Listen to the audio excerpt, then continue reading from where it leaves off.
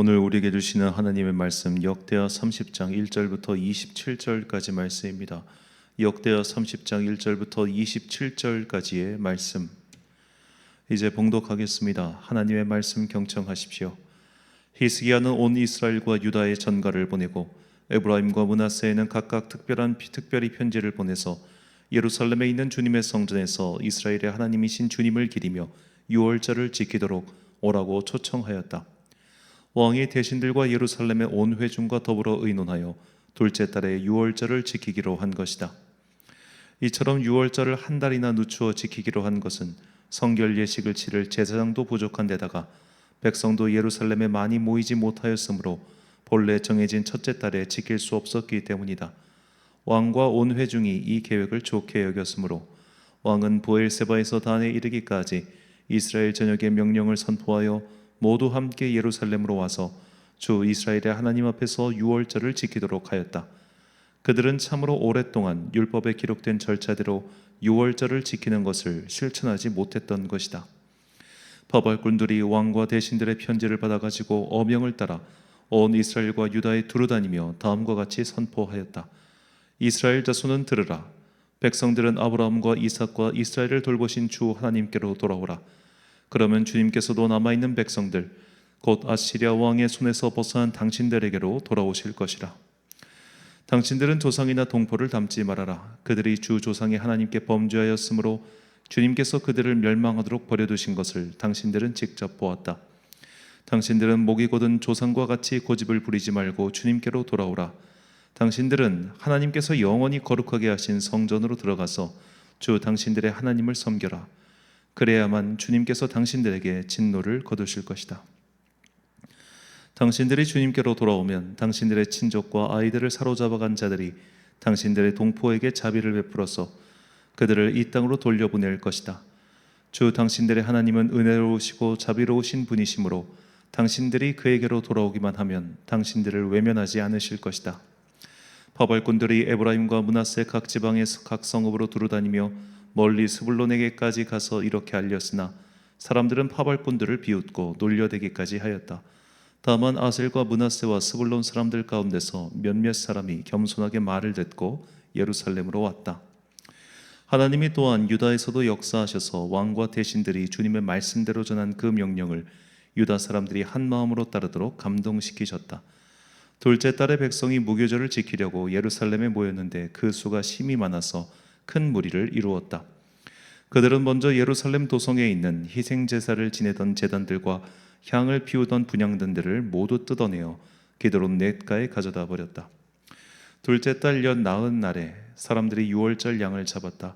미처 부정을 벗지 못하여 부끄러워하던 제사장들과 레위 사람들은 부정을 씻는 예식을 한 다음에 번제물을 주님의 성전으로 가져왔다.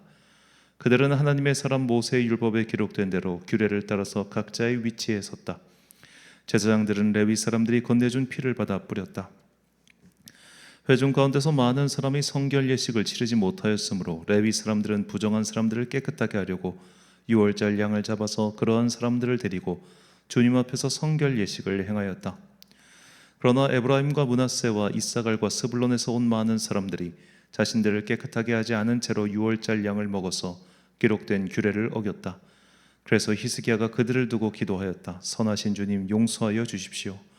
비록 그들이 성소의 성결 예식대로 스스로 깨끗하게 하지 못하였어도 그들이 마음을 다하여 하나님 곧 조상 때부터 섬긴 주 하나님께 정성껏 예배를 드렸으니 용서하여 주십시오. 주님께서 히스기야의 기도를 들으시고 백성의 아픈 마음을 고쳐주셨다. 예루살렘에 모인 이스라엘 자손은 크게 기뻐하면서 이래 동안 무교절을 지켰고 그 기간에 레위 사람들과 제사장들은 날마다 주님을 찬양하며 웅장한 소리를 낸 악기로 주님을 찬양하였다. 히스기야는 모든 레위 사람이 주님을 섬기는 일을 능숙하게 하는 것을 보고 그들을 격려하여 주었다. 이렇게 이래 동안 주 조상의 하나님을 찬송하며 제사를 드린 다음에 온 회중은 다시 이래 동안의 절기를 지키기로 결정하고 이래 동안 절기를 즐겁게 지켰다. 유다의 히스기야 왕은 수송아지 1000마리와 양 7000마리를 회중에게 주고 대신들은 수송아지 1000마리와 양 10,000마리를 회중에게 주었다. 제사장들도 많은 수가 성결 예식을 치렀다.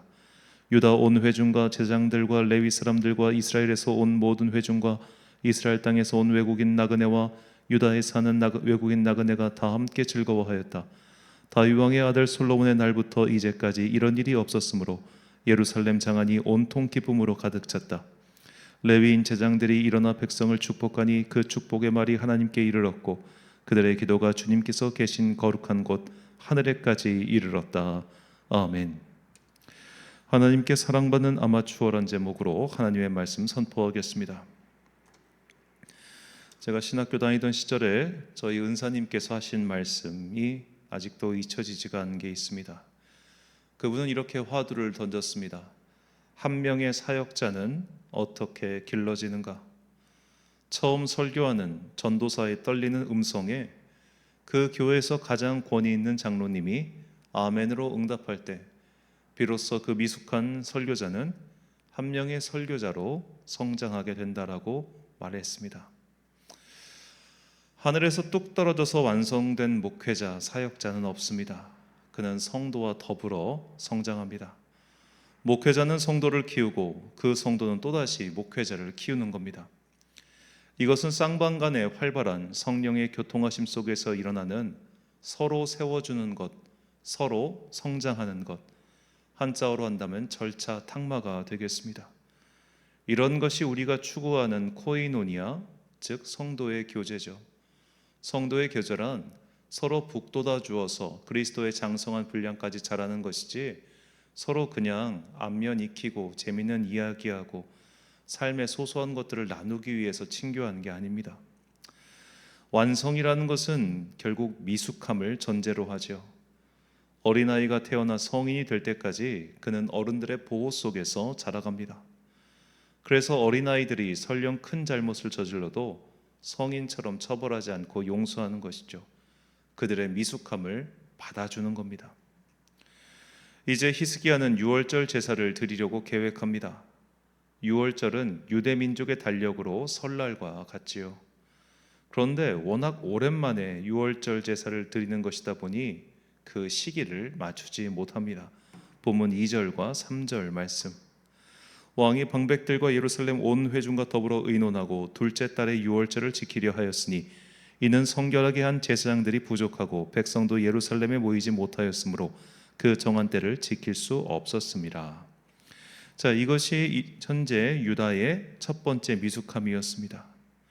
그들은 유월절 제사를 너무나 오랫동안, 사실 제가 봤을 때는 아마 솔로몬 이후로 처음 지금 드려보는 걸 겁니다. 근 200년의 세월 동안 유월절 제사를 드려본 적이 없으니 이 정한 때를 맞추는 것도 제대로 할 수 없었던 것이죠. 자, 이 두 번째 미숙함은 북이스라엘에서 내려온 사람들의 정결 예식이었습니다. 북이스라엘에도 하나님을 믿고자 하는 자들이 남아 있었습니다. 하지만 그들은 너무나 오랜 시간 이방 제사에 노출되어 있었죠. 제사장은 없었고 예언자의 활동도 드물었습니다. 마음은 있었지만 그것을 지킬 방도가 없었습니다. 그래서 그들은 결과적으로 미숙했죠. 본문 18절 말씀. 에브라임과 므낫세와 이사갈과 스불론의 많은 무리는 자기들을 깨끗하게 하지 아니하고 유월절 양을 먹어 기록한 규례를 어긴지라. 히스기야가 그들을 위하여 기도하여 이르되 선하신 여호와여 사옵소서. 자, 그래서 히스기야는 이들의 실수와 미숙함을 용서해 달라고 주님께 간구하였고 주님께서는 그 기도를 들어주셨죠. 본문 20절 말씀. 여호와께서 히스기야의 기도를 들으시고 백성을 고치셨더라. 자, 이 고치셨다는 말은 그들의 허물을 용서하시고 그들을 대신해서 어쩌면 하나님께서 그들의 정결 예식을 치러 주셨다는 겁니다. 자, 이렇게 이스라엘 민족의 미숙함을 용서하시는 하나님, 제사장들이 정결 예식을 제대로 치르지 못해 한 달 뒤에 예배를 드린 거예요. 만약에 이걸 우리 현실에서 부활절이 있는데 부활절 예전 준비를 못해서 우리 부활절 이번 주 준비 못했으니까 다음 주에 부활절 예배 드립시다 하면 사람들이 어떻게 생각하겠습니까? 저거 제정신이야? 저거 정말 목사 맞아? 이게 교회야? 그런 생각 하겠죠.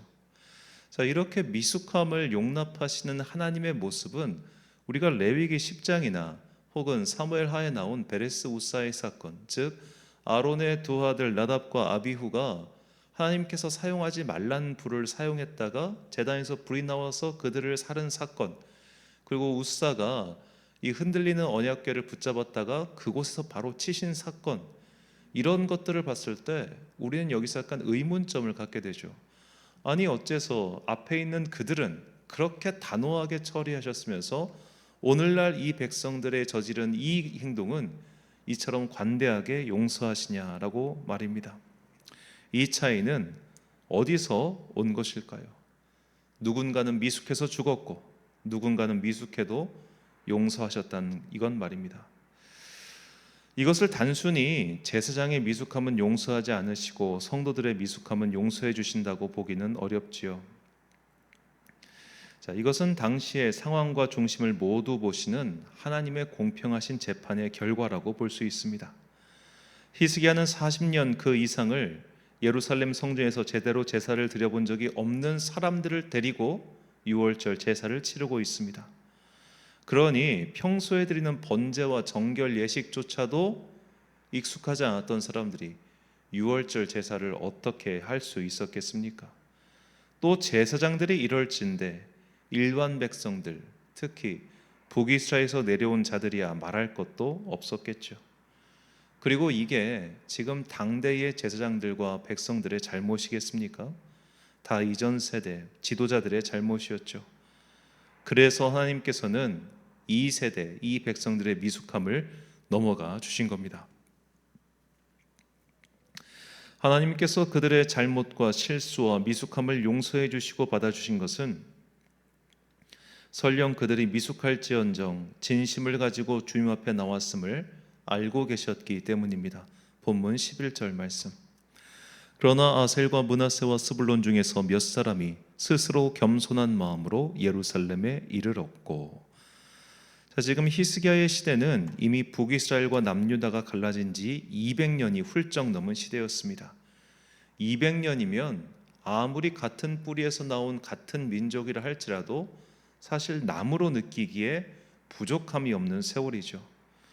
그 긴 세월을 지나는 동안 북이스라엘의 왕들은 대놓고 이방신의 제사를 장려하는 그런 나라, 그런 풍토에서 이 사람들은 컸던 겁니다. 그런에도 불구하고 그 몇몇 사람들의 마음속에는 아직 이스라엘의 영원하신 여호와 하나님을 섬기고자 하는 마음이 있었고, 그 마음을 보시고 주님께서는 그들의 미숙함을 용서해 주시고 심지어 예쁘게 봐주신 것이죠. 하나님께서는 그가 미숙한 것인지 아니면 게으른 것인지 당연히 알고 계십니다. 제사와 관련해서 하나님께 즉결 처분을 받은 자들을 보면 크게 게으름이라는 항목으로 묶을 수 있습니다. 사용하지 말라는 불을 사용한 것, 들고 가야 되는, 즉 어깨에 들쳐 메고 가야 되는 언약궤를 수레에 싣고 간 것, 이런 것들은 게으름에 속한다고 볼 수 있죠. 할 수 있음에도, 그리고 해야 하는 것을 알고 있음에도 이런저런 핑계를 대면서 미루는 자들을 하나님께서는 곱게 보지 않으십니다. 반면에 몰라서 못했던 사람들, 열정은 있지만 미숙하여 실수를 범하는 자들, 하나님께서는 오히려 그런 자들을 어여삐 봐주시는 것이죠. 성경에 나오는 여러 가지 인물 중에 이런저런 미숙함으로 참 많은 이야기거리를 제공하는 사람이 있습니다. 바로 베드로죠. 자, 예수님께서 베드로를 싫어하셨겠습니까? 또 하나님께서 그런 베드로를 못마땅하게 생각하셨겠습니까? 그렇지 않죠. 베드로의 모습은 때로는 우리에게 뭔가 개그 캐릭터 같은 그런 느낌을 줄 때가 있습니다. 실수하고 넘어지고 또다시 열정을 가지고 달려가고, 예수님께서 호수 위를 걸어오시자 저도 가고 싶습니다 해가지고 뛰어들었다가 물에 빠져서 어푸 하는 그 베드로의 모습을 상상해 보세요. 굉장히 미숙하고 실수 많고 그렇지 않습니까? 그런데 사랑스럽잖아요. 열정이 있으니까. 열정이 있으니 그 미숙함, 그 모자람, 그 부족함을 하나님께서 다 받아주시는 겁니다. 오늘도 하나님께서는 진실한 마음으로 주님을 따르고자 하는 이 미숙한 아마추어들에게 사랑스럽게 말씀하십니다. 시편 31편 23절과 24절 말씀입니다. 너희 모든 성도들아 여호와를 사랑하라. 여호와께서 진실한 자를 보호하시고 교만하게 행하는 자에게 엄중히 갚으시느니라. 여호와를 바라는 너희들아 강하고 담대하라. 아멘. 사랑하는 천안광성교회 성도 여러분, 그리고 이 새벽을 함께 깨우고 계신 귀한 주님의 자녀 여러분, 어떤 분야에서 전문가는 아니나 관심과 애정을 가지고 연구하고 실천하는 자들을 아마추어라고 부릅니다. 이 단어는 라틴어에서 온 것인데 라틴어 원어의 뜻은 사랑하다 하지요. 아마추어는 당연히 전문가보다 미숙합니다. 하지만 그들은 전문가들만큼 그 일을 사랑하는 자들입니다. 전문가들은 그 일을 하기 싫어도 해야 되는 자들입니다. 왜냐하면 돈을 벌어야 되기 때문이죠. 하지만 아마추어는 자기 돈까지 써가며 그 일에 시간과 애정을 쏟아부으니 어떤 면에서는 프로보다, 전문가보다 더 진실한 자들일 때가 있지요. 하나님께서는 우리 모두가 궁극적으로는 프로가 되기를 원하십니다. 프로는 하기 싫어도 자신을 위해서 그 일을 하는 자들이죠. 우리는 우리 영혼의 구원과 우리가 받은 사명을 위하여 괴롭거나 슬프거나 또는 그 일을 하기 싫을 때도 굳은 의지로 순종하며 이 십자가를 짊어지고 주님을 따라야 하는 자들입니다. 주님께서는 우리가 이 높은 수준, 즉 그리스도의 장성한 분량까지 이르기를 원하십니다. 사순절기에 우리가 그리스도의 순종을 묵상한 이유가 바로 여기에 있습니다. 하기 싫어도 굳은 의지로 순종하며 따라야 가야 될 때가 있는 것이죠.